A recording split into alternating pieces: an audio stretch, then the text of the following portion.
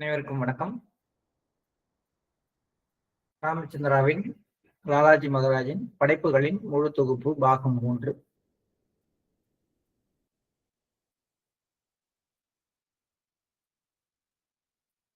கடிதம் எண் 19, புத்தகத்தில் பக்கம் 53.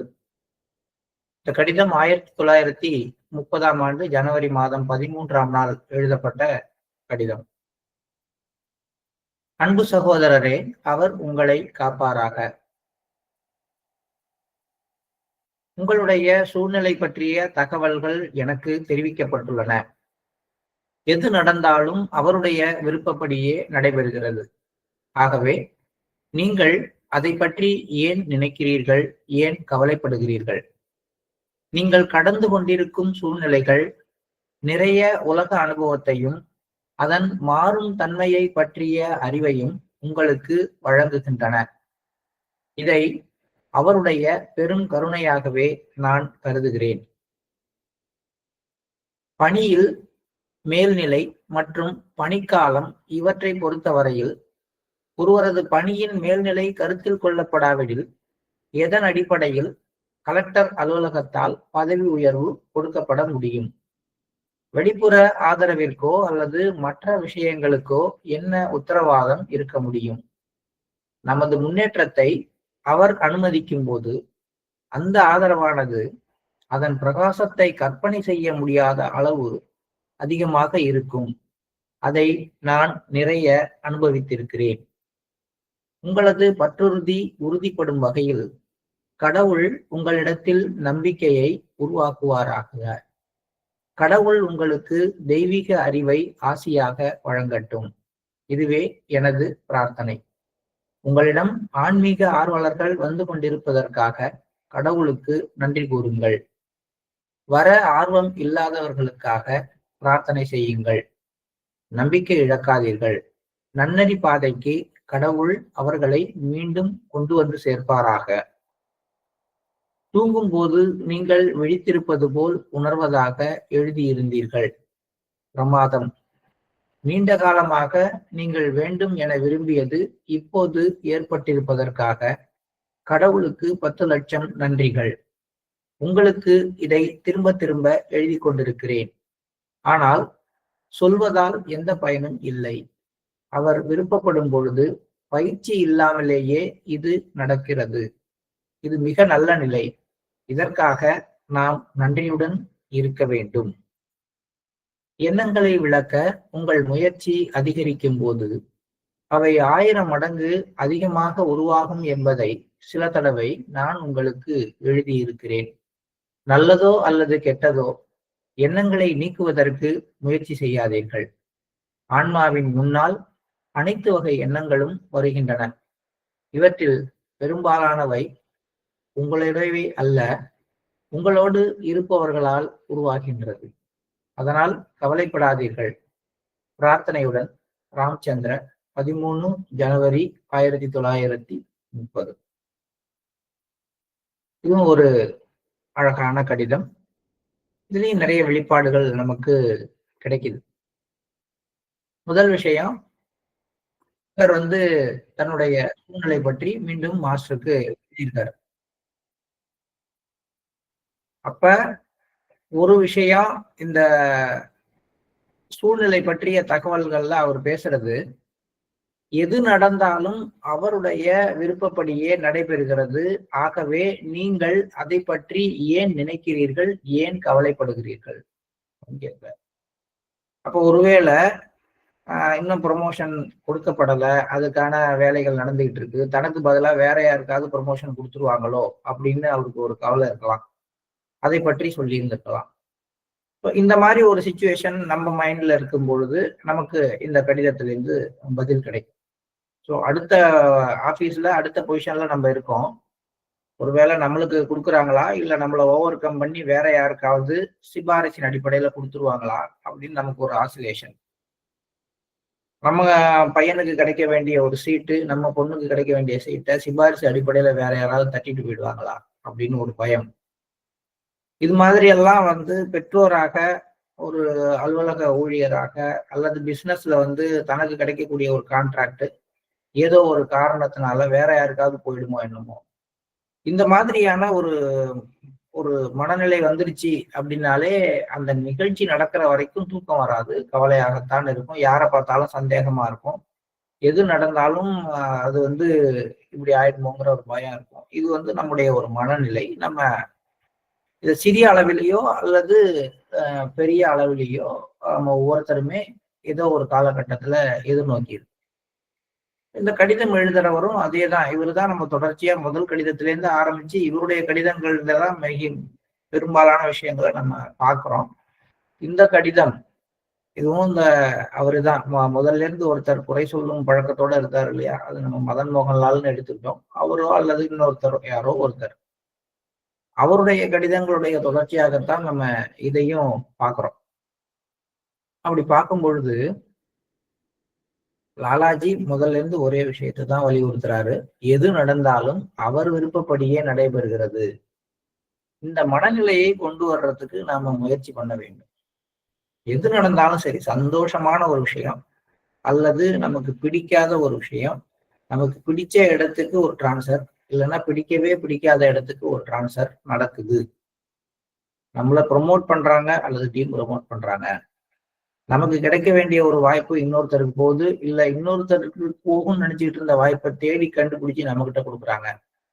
இப்படி எது நடந்தாலும் சரி, எல்லாம் அவர் விருப்பப்படியே நடக்கிறது அப்படிங்கிற அந்த ஒரு எண்ணம், அந்த ஒரு மனநிலை மட்டும்தான் நமக்கு அந்த பூரண திருப்தியையும் ஒரு கவலையற்ற ஒரு தைரியமான மனநிலையையும் எது வந்தாலும் சந்தோஷமா ஏத்துக்கிற மனநிலையும் கொடுக்கும். ஆகவே நீங்கள் ஏன் கவலைப்படுகிறீர்கள்? நீங்கள் கடந்து கொண்டிருக்கும் சூழ்நிலைகள் நிறைய உலக அனுபவத்தையும் அதன் மாறும் தன்மை பற்றிய அறிவையும் உங்களுக்கு வழங்குகின்றன. நீங்க அப்படியே சூழ்நிலைகளை ஏற்றுக்கொள்ளும் பொழுது உங்களுக்கு நிறைய அனுபவங்கள் கிடைக்கும். எப்பயுமே சரி. நீங்க ஒரு டிரான்ஸ்ஃபரே வருது. இல்லைங்க நான் வந்து இங்க இருந்து அவ்வளவு தூரம் போக முடியாது, இது மாதிரி அது ஒத்து வராது, சரிப்படாது அப்படின்லாம் சொல்லாமல் அதை அப்படியே ஏற்றுக்கொள்ற பட்சத்துல உங்களுக்கு வந்து ஒரு மிகப்பெரிய அனுபவம் காத்து கொண்டிருக்கு.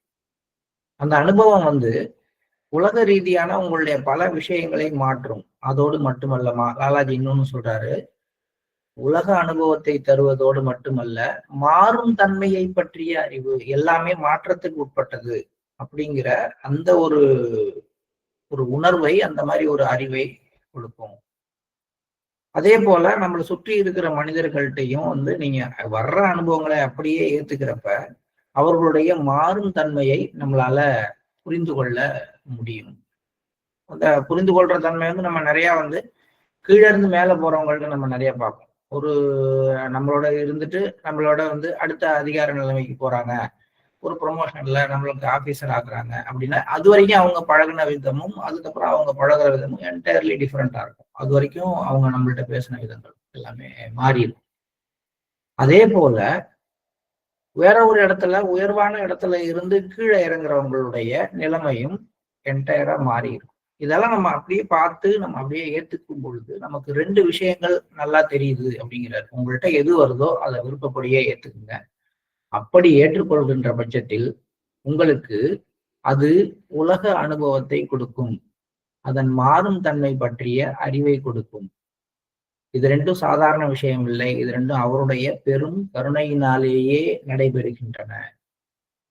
இது முழுக்க முழுக்கவே ரகசியம்தான். ஆனா ரகசியத்தை ஓப்பனா சொல்றதுனால அதுக்கு மரியாதை கிடையாது. அது யாருக்கு தேவையோ, தேவைப்படுற இடத்துலயோ அதை புரிந்து கொள்ற பக்குவ நிலையில இருக்கும் பொழுது அந்த ரகசியம் வெளிப்பட்டால்தான் அதற்கு வந்து ஒரு மரியாதை. இப்ப இல்லைன்னா இது வெறும் கடந்து செல்கின்ற ஒரு புத்தக வரிகளாகத்தான் நமக்கு தெரியும்.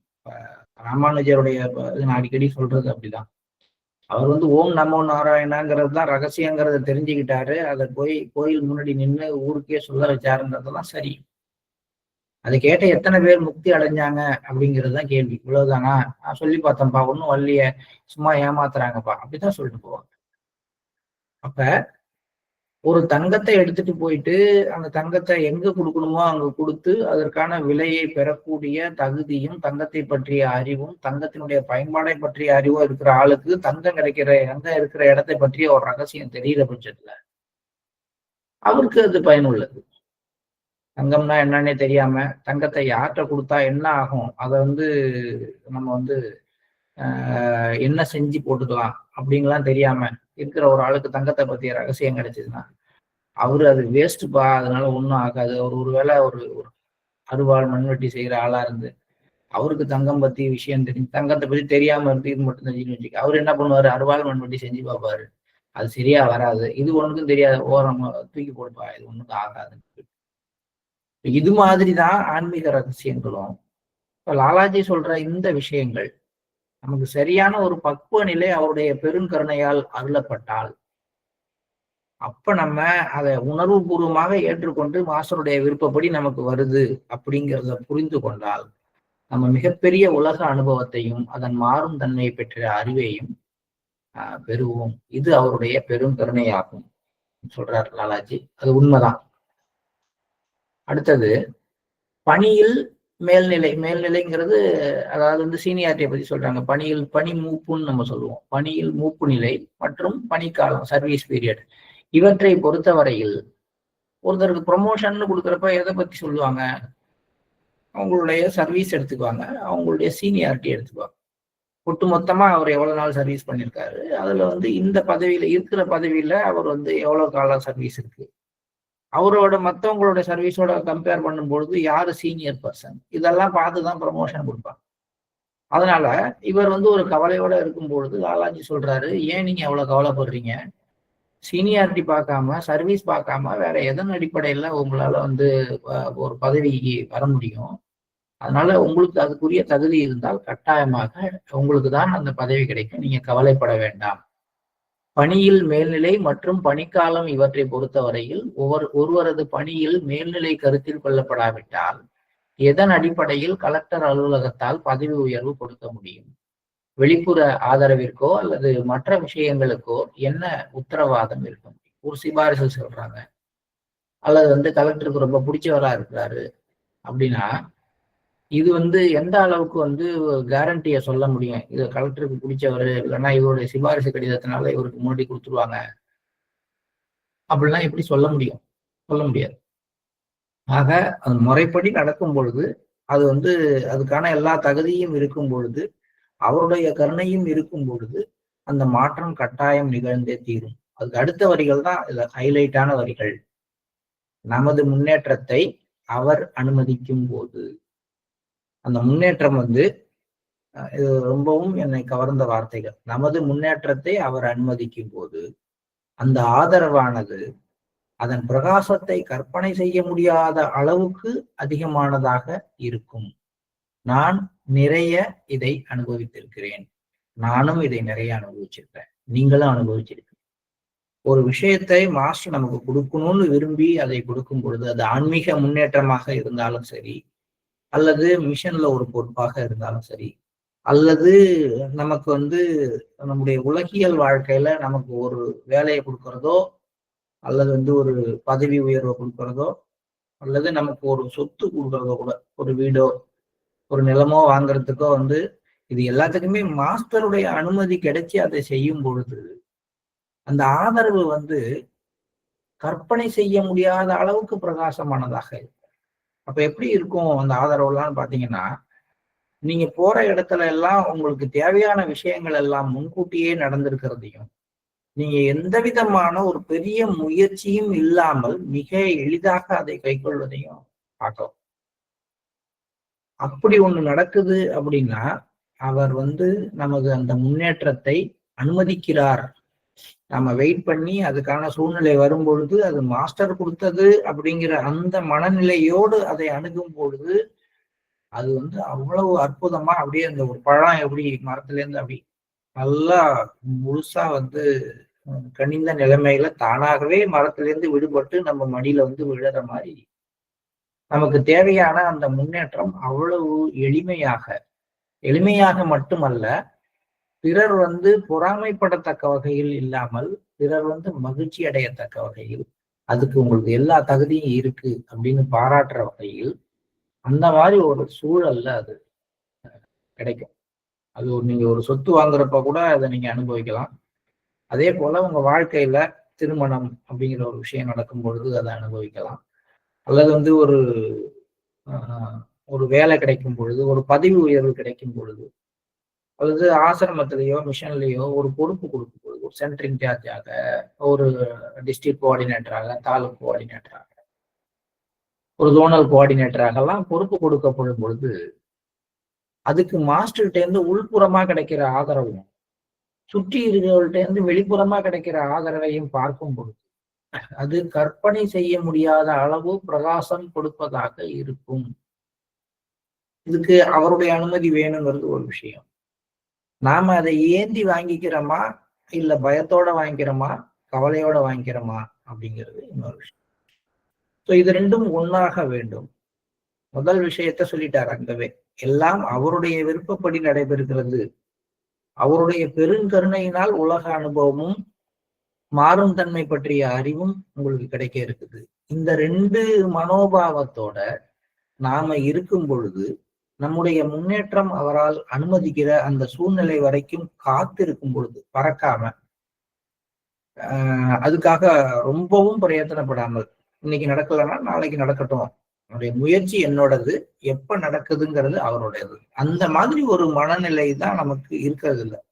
இப்ப நமக்கு எப்படி ஒரு பிரச்சனை வருதுன்னா, ஒரு பேங்க்குக்கு போனோம்னு வச்சுக்கலாம், நம்ம போன உடனே நமக்கான வேலை நடந்துடும், இவ்வளவுதான். நடந்துருச்சுன்னா அந்த பேங்க் நல்ல விஷயம், மாஸ்டர் நல்லவர், எல்லாம் ரைட்டு. ஆனா போனதுக்கு அப்புறம் அங்க ஒரு காத்திருக்கின்ற சூழ்நிலையோ, காத்திருந்த பிறகு இன்னைக்கு வந்து நீங்க இந்த இடத்துல இது சரியில்லை, இதை சரி பண்ணிட்டு வாங்க அப்படின்னு திருப்பி விடுற சூழ்நிலையோ, அல்லது எல்லாம் சரியா இருக்கு ஆனா இன்னைக்கு வந்து இது நடக்காது, நாளைக்கு தான் இதை செய்ய முடியும் அப்படின்னு உங்களுக்கு முன்னாடி 4 விஷயம் இருக்கு, அதை முடிச்சுட்டு தான் செய்ய முடியும்னு சொல்ற சூழ்நிலையோ வரும் பொழுது நமக்கு அலுப்பு வருகிறது, எரிச்சல் வருகிறது, கோபம் வருகிறது.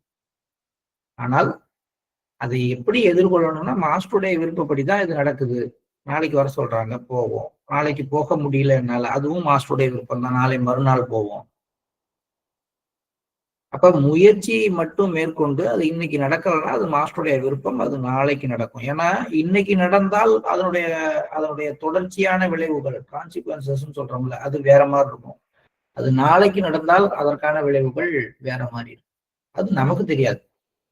நம்ம ஆனா இது இன்னைக்கே நடக்கணும், நடக்கலன்னா அதுக்கான வருத்தம், அதுக்காக உடனடியாக இன்னொரு ஃப்ரெண்டுக்கு ஃபோன் பண்ணி அவர் மூலமா பேங்க் மேனேஜருக்கு சொல்ல சொல்லி அந்த பேங்க் மேனேஜரை கம்பல் பண்ணி எல்லா வேலைக்கும் நடுப்புற நம்ம வேலையை செய்ய சொல்லி அவரு மன அழுத்தத்தோட எரிச்சலோட அதை செஞ்சு கொடுத்து நம்ம ஒரு சந்தோஷத்தோட வெளில வந்து இதுதான் நடக்குது.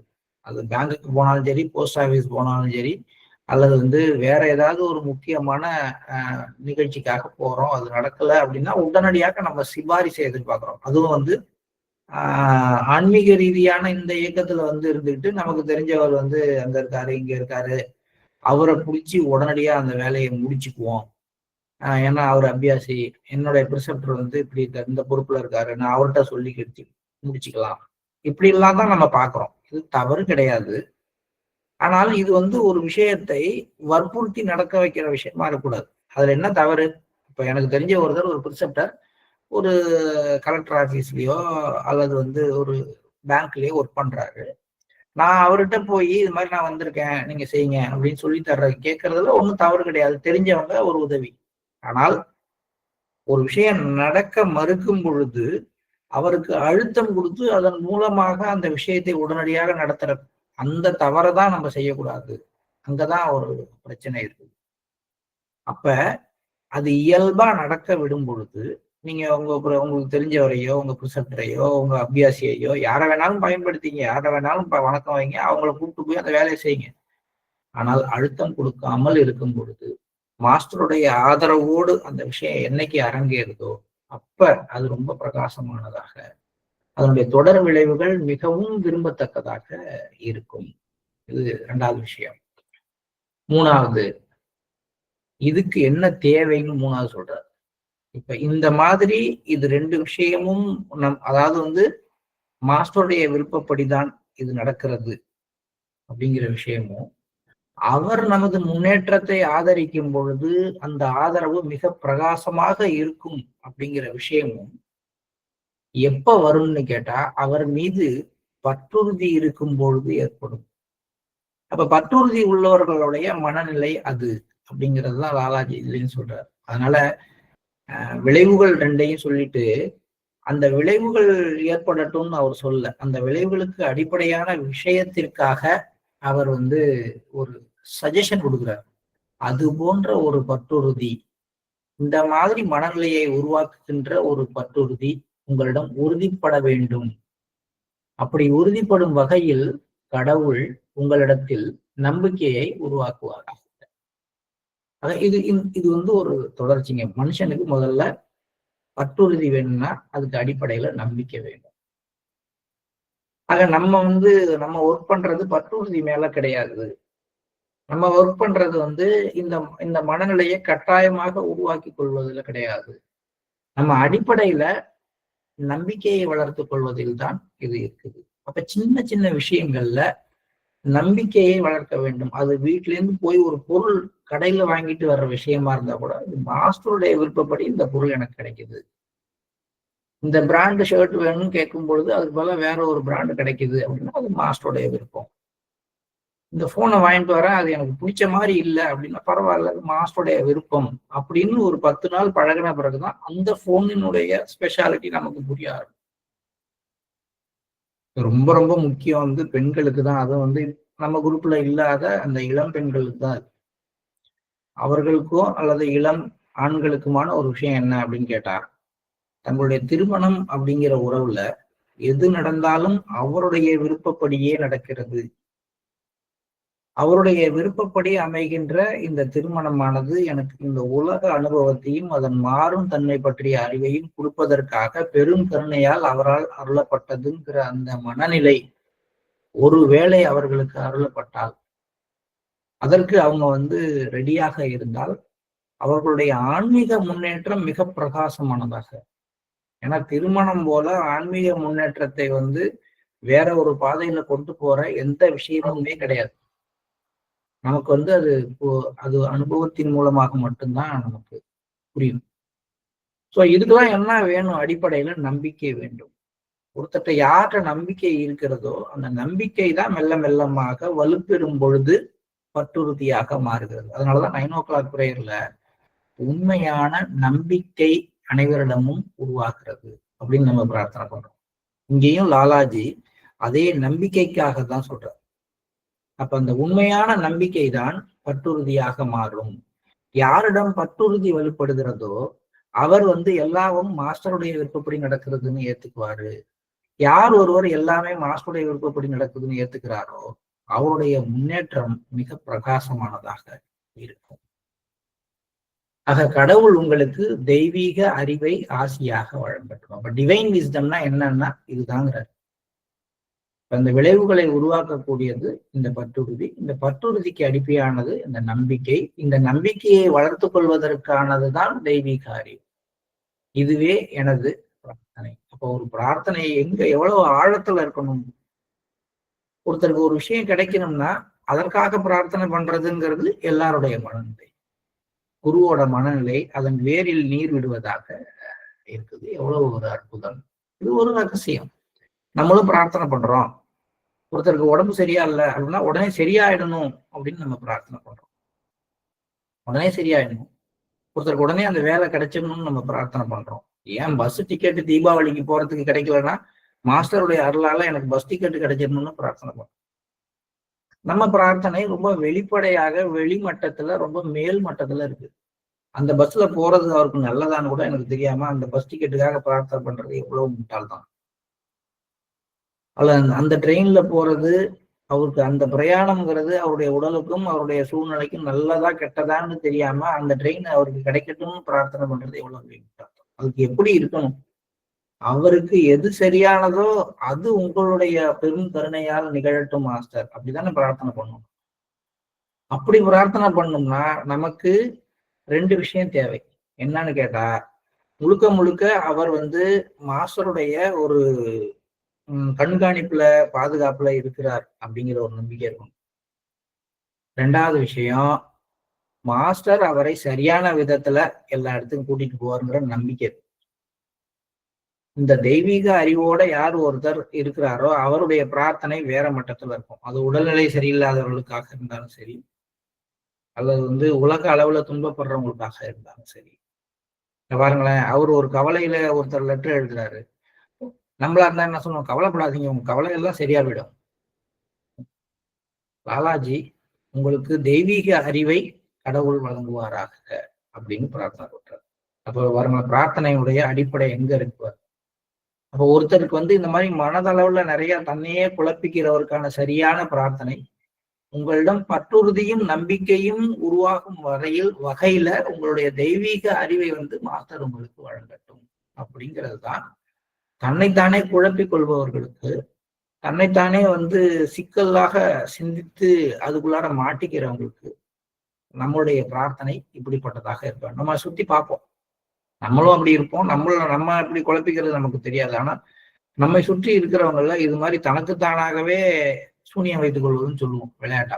அது மாதிரி தனக்குத்தானே ஒண்ணுமில்லாத விஷயத்த பெருசாக்கி அதை திருப்பி திருப்பி யோசிச்சு அதுக்குள்ளார சிக்கிக்கிட்டு சுழலக்கூடிய மனிதர்கள், சகோதர சகோதரிகளை நம்ம பார்க்கிறோம். அப்படின்னா இந்த வரிகள் நமக்கு பிரார்த்தனையாக நம்ம மனதிலிருந்து வரும். இது ஒரு சஜஷன் தான். ஒரு காலத்துல தாஜி இதை சஜஷனா சொல்லுவார். அல்லது ஏற்கனவே லாலாஜி சொல்லியிருக்கிற ஒரு விஷயம் நம்ம மனதிலிருந்து உதிக்கலாம். ஆனா இது ஒரு ராஜி சொன்ன ஏராளமான சஜஷன்ல இது ஒண்ணு. இப்போ சொல்லியிருக்காரு இல்லையா, ரிசப்டர் தான் இல்லை, ஒரு அபியாசியும் கூட நிறைய சஜஷன்ஸ் கொடுக்கலாம்னு. இது ஒரு அற்புதமான சஜஷன். நம்மளை சுற்றி யார் மனதளவுல பாதிக்கப்பட்டு கவலைப்படுறாங்களோ அவர்களுடைய பற்றுறுதி உறுதிப்படும் வகையில் கடவுள், அதாவது மாஸ்டர், அவர்களிடத்தில் நம்பிக்கையை உருவாக்கட்டும். மாஸ்டர் அவர்களுக்கு தெய்வீக அறிவை ஆசியாக வழங்கட்டும் அப்படிங்கிற மாதிரியான ஒரு பிரார்த்தனையை நம்ம அது மாதிரி துன்பத்துல தவிக்கிறவங்களுக்காக வைக்கும்போது அவர்களுடைய அந்த துன்பத்தினுடைய அடி ஆழம் வேறு எங்க இருக்கோ அங்க போய் எதற்காக இயற்கை அந்த துன்பத்தை அவர்களுக்கு வழங்கியதோ அந்த விளைவை அது கொடுத்தோம். அப்ப ரியலாவே அதுக்கப்புறம் தொடர்ச்சியா அந்த துன்பத்தை அனுபவிக்க, ரிப்பீட்டடா அந்த துன்பத்தை அனுபவிக்க வேண்டிய அவசியமே இல்லாத இடத்துக்கு அவரு போயிடுவார். இது ஒரு அற்புதமான இடம். இதை ரொம்ப சிம்பிளா சொல்லணும்னா, ஒரு பையனுக்கு கூட்டல் கணக்கு வரமாட்டேங்குது. அப்போ ஒரு வாத்தியாரா என்ன பண்ண முடியும்? நான் திருப்பி திருப்பி கூட்டல் கணக்காக கொடுத்துட்டு இருக்கேன். அவங்க அப்பாவோ அம்மாவோ அந்த கணக்கை போட்டு கொடுத்து அந்த பையனை அனுப்பி விடலாம். அவன் ஃப்ரெண்டு அவனுக்கு அந்த கூட்டல் கணக்கான ஆன்சரை சொல்லி கொடுத்து அனுப்பி விடலாம். ஆனா திரும்பி ஆசிரியர் அதே மாதிரி ஒரு கணக்கு கொடுக்கும் பொழுது அவன் திகைச்சு நிற்கும் பொழுது திரும்பி ஒரு 10 கணக்கு கொடுக்க போறாரு. இதுதானே நடக்கும். ஒருவேளை அவனுடைய அப்பாவோ அம்மாவோ அல்லது அவனுடைய ஃப்ரெண்டோ உண்மையிலேயே ஒரு விரிவான அறிவு டேய், நான் சொல்லி கொடுத்து இது மாதிரி ஆன்சர் போட்டு தரதால பிரயோஜனம் இல்லை, நீ வா, உனக்கு எப்படி இதை கூட்டி ஆன்சர் போடணுங்கிறத நான் சொல்லி கொடுத்துட்றேன் அப்படின்னு அவனுடைய பிரச்சனையுடைய அடியாளம் அந்த கணக்குக்கு ஆன்சர் போடுறது இல்லை, கூட்டல் தெரியல அப்படிங்கிற விஷயம்தான். அதை சரி பண்ணி கொடுக்கணும்னு புரிஞ்சு அந்த கூட்டல் கணக்கு தெரிய வச்சு கொடுத்துட்டான்னு வச்சுக்க. ஃபியூச்சர்ல ஒரு ஆசிரியரான அதை ரிப்பீட்டடா அவனுக்கு கூட்டல் கணக்கு கொடுக்க வேண்டிய அவசியமே எனக்கு இல்லாம போயிடும். அவனுக்கு ரிப்பீட்டடா அது நடக்க வேண்டிய அவசியம் இல்லாம போயிடும். இப்போ அந்த கூட்டல் கணக்குங்கிற இடத்துல ஒரு துன்பத்தை வச்சு பார்த்தோம்னா, ஒரு துன்பத்தை கொடுத்து அதை அனுபவிப்பதன் மூலமாக, அதன் வழியாக கடந்து செல்வதன் மூலமாக இயற்கை ஒரு அனுபவத்தை உங்களுக்கு வழங்க விரும்பும் பொழுது தன்னுடைய மன வலிமையாலையும் தன்னிட்ட இருக்கக்கூடிய அன்புனாலையும் பிரார்த்தனையாலையும் அந்த துன்பத்தை நீங்கள் அடையாமலேயே அதை தாண்டி வர்றதுக்கு ஒருத்தர் முயற்சி பண்ணிட்டு ஆஃபர் பண்ணிட்டே இருந்தாங்க. அது நடந்துடும்.